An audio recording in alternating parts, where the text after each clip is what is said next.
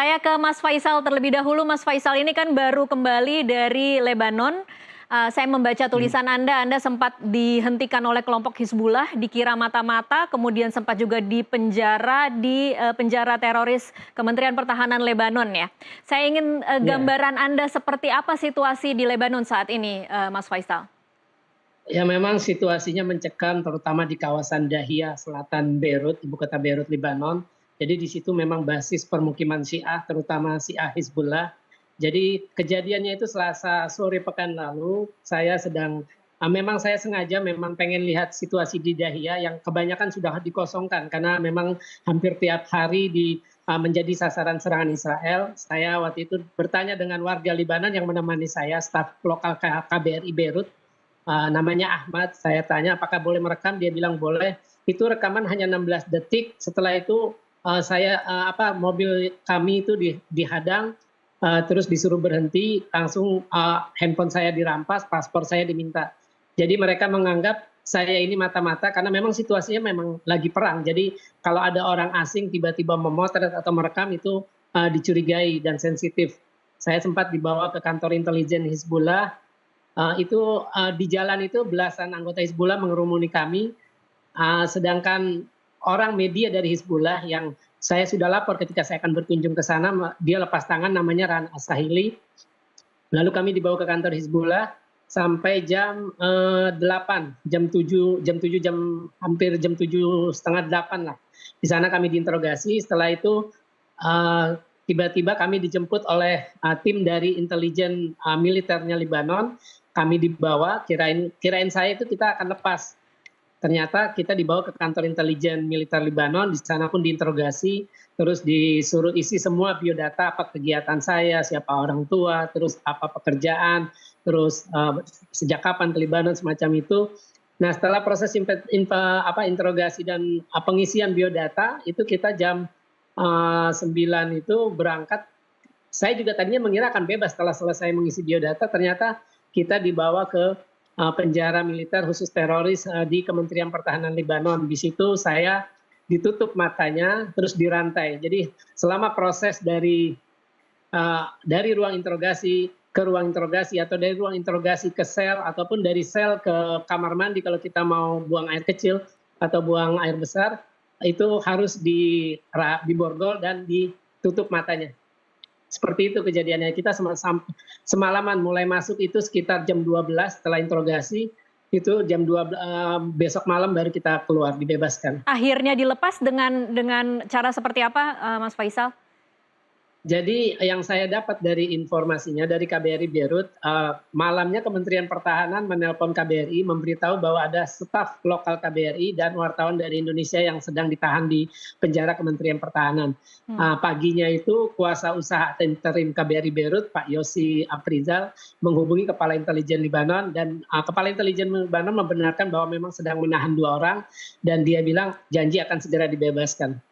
Jadi sempat Itu. semalaman di penjara ya, Mas Faisal? Iya, sempat semalaman di penjara. 16 detik video yang kemudian berbuah ketegangan yang menakutkan sekali berarti ya, Mas Faisal? Iya, benar. Iya, kalau yang Anda tangkap dari karena Anda sempat bertemu dengan kelompok Hizbullah berarti di sana ya, seperti apa Iya, iya. ketegangan yang dirasakan di sana? Ya, jadi mereka itu yang saya tegangkan karena mereka merampas telepon saya. Telepon saya itu ada nomor teman-teman saya di Israel, terus nomor jenderal di Israel, politisi Israel. Kemudian saya juga punya nomor petinggi Hamas, juga petinggi Hizbullah saya ada. Seperti mantan juru bicara namanya Ibrahim Al-Musawi, kemudian juga nomor kepala medianya, relationnya Hizbullah itu namanya Muhammad Afif. Ada beberapa nama Hizbullah yang saya punya, tapi juga ada beberapa nama Israel yang saya punya di phonebook saya. Saya khawatir itu akan diperiksa. Beruntung juga di dompet saya itu saya punya koleksi 250 shekel, itu sekitar $80 kalau dikursin. Itu sisa saya waktu meliput di jalur Gaza 2012. Jadi sebagai kenang-kenangan itu saya taruh di dompet. Untungnya tas itu tidak disita oleh Hizbullah, jadi tidak ketahuan. Itu ketahuannya di intelijen di Kementerian Pertahanan Lebanon ketika saya diinterogasi. Nah, duit shekel itulah yang akhirnya disita sama mereka supaya saya juga bisa dibebaskan. Iya, jadi kalau kemudian misalnya itu ditemukan di kelompok Hizbullah akan mudah sekali kemudian Ya itu mereka bisa menilai Anda mencap sebagai saya sebagai mata-mata. benar-benar mata-mata. Iya, dan pasti ya mati saya di sana. Oke, syukur untung tidak terjadi seperti itu ya Mas Faisal. Saya ke Iya. Pak Hikmahanto sekarang. Pak Hikmahanto, kemarin kita menyaksikan bagaimana warga Iran berpesta atas serangan rudal ke Israel, tetapi saya ingin tahu seberapa mengerikan kira-kira serangan balasan Israel seperti yang dijanjikan oleh Benjamin Netanyahu. Ya, yang pasti ini akan sangat mengerikan menurut saya ya, karena yang kita harapkan adalah kalaupun ada serangan balasan, serangan itu ditujukan ke instalasi-instalasi militer Iran. Sebagaimana Iran juga sebenarnya melakukan serangan itu ke instalasi-instalasi militer Israel. Nah, yang jadi kekhawatiran itu adalah kalau dia juga mengimbas kepada rakyat sipil seperti yang terjadi di Gaza ataupun yang terjadi di Lebanon terhadap Hezbollah. Nah, jadi ini yang menjadi kekhawatiran ya. Kalau misalnya ini terjadi, tentu Israel akan menggunakan alasan bahwa karena orang-orang yang berkaitan dengan militer bersembunyi di tempat-tempat yang Iya, tidak seharusnya seperti rumah ibadah, rumah sakit dan lain sebagainya. Ini yang kita khawatirkan sebenarnya. iya. Karena mereka dalam posisi yang sebenarnya terjepit ya, karena kalau mereka sekali melakukan serangan maka serangan harus terus dilakukan sampai selesai. Selesai itu kalau tidak menyerah ya tentu Israel bisa menguasai wilayah tersebut. Dan ini ingat nih, ini negara ini. Iya. Kalau kemarin ini mereka berhadapan dengan kelompok ya, ada Hamas, ada Hezbollah, ada Houthi, bukan negara. Tapi kalau misalnya ini mereka serang balik, nah lalu kemudian mereka melakukan itu, dan Iran tentu tidak akan tinggal diam, dia akan juga melakukan serangan yang lebih besar lagi. Nah permasalahannya adalah what next? Yang saya khawatirkan adalah apabila Amerika Serikat dalam rangka melindungi Israel, dia melakukan serangan-serangan ke Iran. Dan beberapa saat yang lalu, Perdana Menteri Rusia itu sudah datang ke Iran untuk memberikan pesan kepada Israel bahwa kami ada di belakang Iran, mungkin begitu, dan juga memberikan pesan ke Amerika Serikat bahwa kalau misalnya kamu turun, kami pun akan turun. Nah, ini yang kita khawatirkan. Karena apa? Karena ini akan mengeskalasi perang ini menjadi perang antar negara dan perang terbuka dan melibatkan negara-negara besar. Oke, Demikian. Pak Hikmahanto, mungkin kita mundur sedikit untuk membantu publik Indonesia untuk mengerti apa yang sedang dilakukan Israel. Karena yang sepengetahuan kita kemarin serangan itu kan ditujukan untuk Palestina, mengejar Hamas. Ini tampaknya Hamas belum selesai, tetapi mengapa kemudian tiba-tiba mengincar Hizbullah? Ya, mereka mengejar Hezbollah karena memang Hizbullah itu melakukan serangan-serangan juga ke Israel.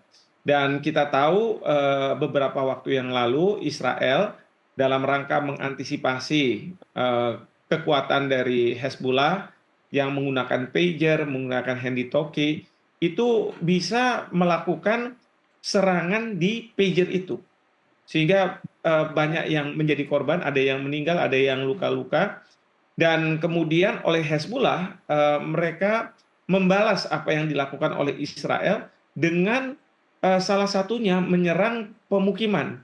Nah, disinilah kemudian Perdana Menteri Netanyahu melakukan serangan balik yang katanya menewaskan sampai 380-an orang ya ke eh, tempat di mana Hezbollah itu berada di Lebanon. Nah, ini yang kemudian memicu Iran untuk kemudian mengatakan mereka sudah tidak bisa terima lagi, karena kita tahu bahwa Iran sebenarnya ada di atas angin, karena pada waktu Ismail Haniyeh dibunuh oleh Israel, mereka masuk ke wilayah kedaulatan dari Iran. Iran sebenarnya sudah menyampaikan bahwa dia akan membalas tapi tidak menentukan waktu. Nah, ini yang butuh waktu beberapa saat.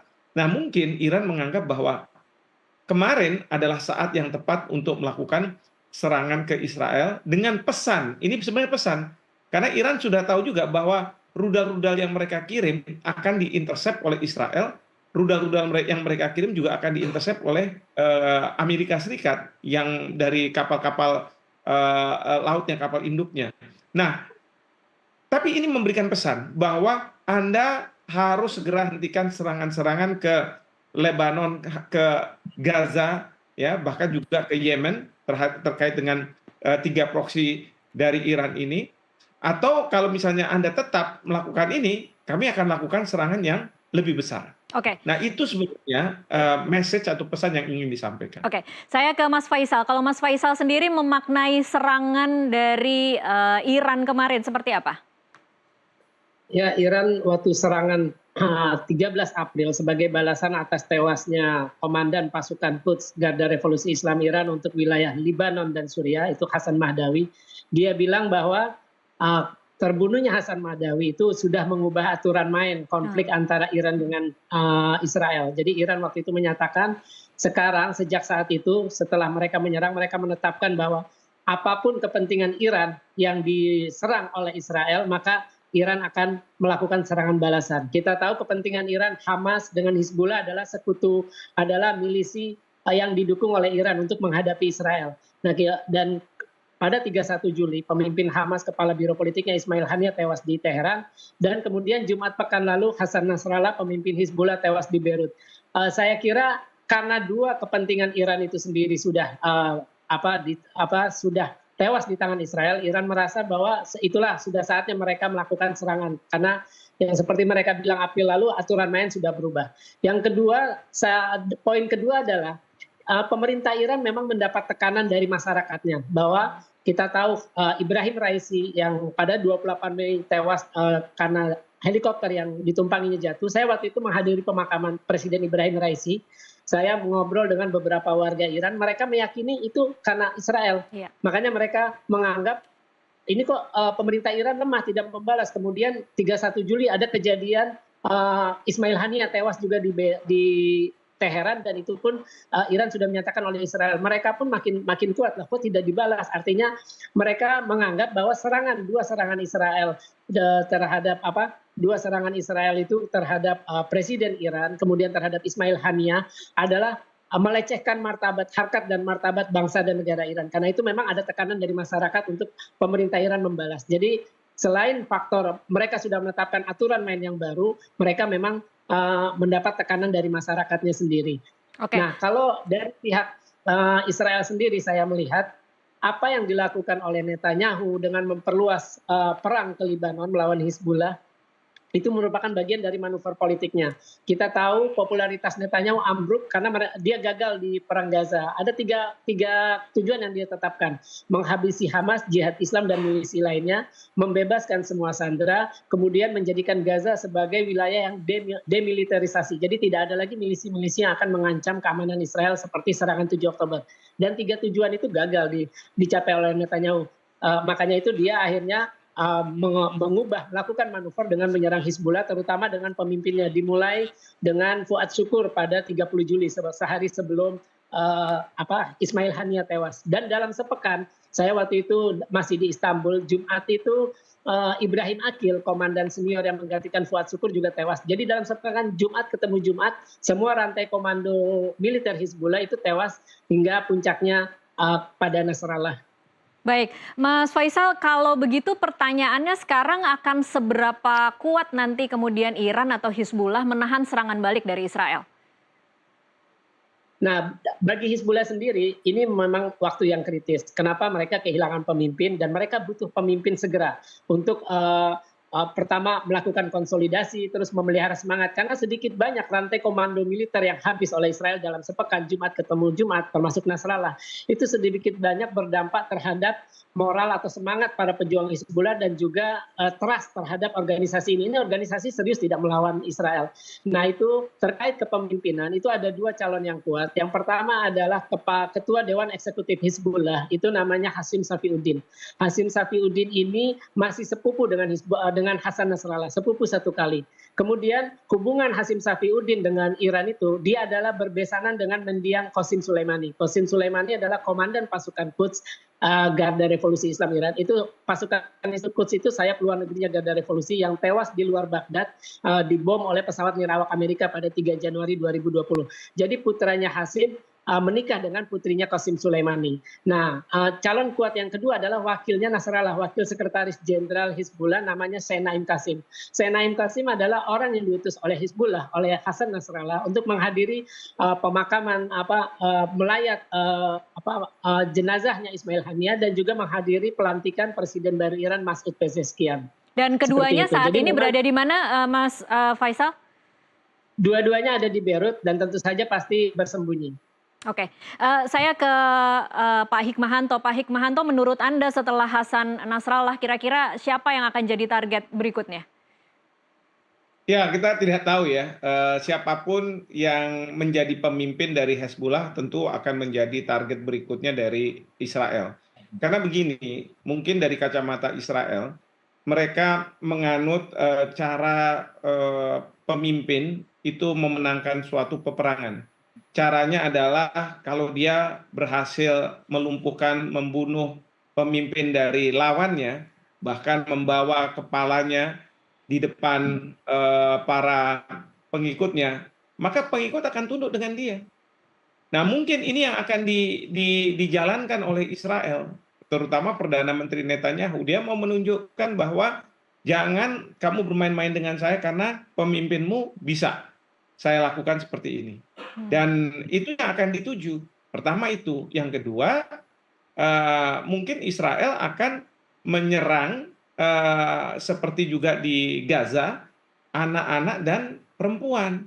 Karena mereka ingin bahwa tidak ada lagi anasir-anasir yang bisa berpotensi untuk melawan mereka di masa yang akan datang. Karena anak-anak ini, kalau misalnya mereka tahu orang tuanya dihabisi oleh Israel, maka dia akan menaruh dendam dan kemudian akan melakukan serangan ke Israel. Jadi seperti itu, termasuk juga wanita-wanita yang bisa punya anak, nah ini nanti bisa besar dan akan melawan Israel.